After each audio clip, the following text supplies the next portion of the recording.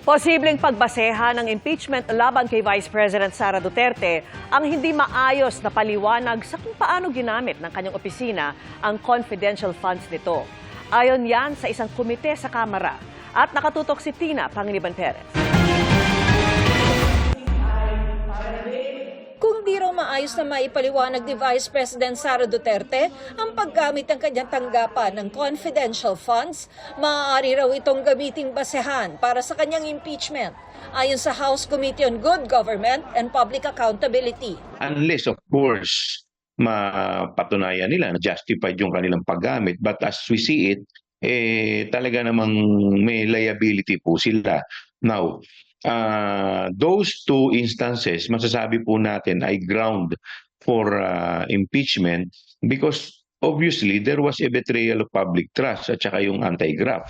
Ang tinutukoy ni Representative Joel Chua, ang pagbayad ng Office of the Vice President ng 16 million pesos para sa 11 araw na renta ng mga safe house noong 2022. Gayon din ang pagbayad ng Department of Education sa ilalim ng BISE ng 15 million pesos noong 2023 para sa umano'y Youth Leadership Summit na idinaan sa Armed Forces of the Philippines pero itinanggi ng AFP na dumaan sa kanila ang pera. Palagay ko, may accountability ang ating former president dito. The fact that she even signed personally all the vouchers. Kailangan po ito ng masusing pag-aaral, no?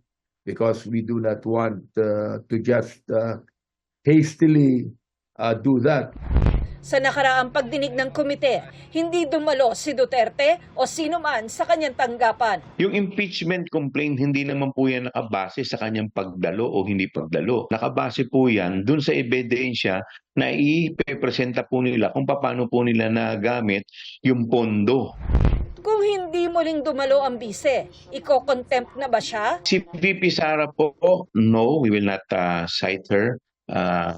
Siguro po yung mga staff po niya, at the end of the day, we still respect her as the second highest ranking official of our country as Vice President. So ibibigay po namin lahat ng mga respeto dun po sa kanyang opisina. Pero hindi po yan extended mga staff. Kahapon sinabi ni House Senior Deputy Speaker Aurelio Gonzales Jr. na pinag-aaralan din ang posibleng kasong plunder laban sa bise dahil sa hindi maipaliwanag na paggastos sa 112.5 million pesos na confidential funds noong kalihim pa siya ng Department of Education. Pero sabi ni Chua, hindi pa maaaring kasuhan si Duterte dahil may immunity siya bilang incumbent VP. Hinihinga namin ng reaksyon si Vice President Duterte pero nauna niyang inihayag na may planong ipa-impeach siya at tinawag niya itong pamumulitika. Para sa GMA Integrated News, Tina Panganiban Perez, nakatutok, 24 oras.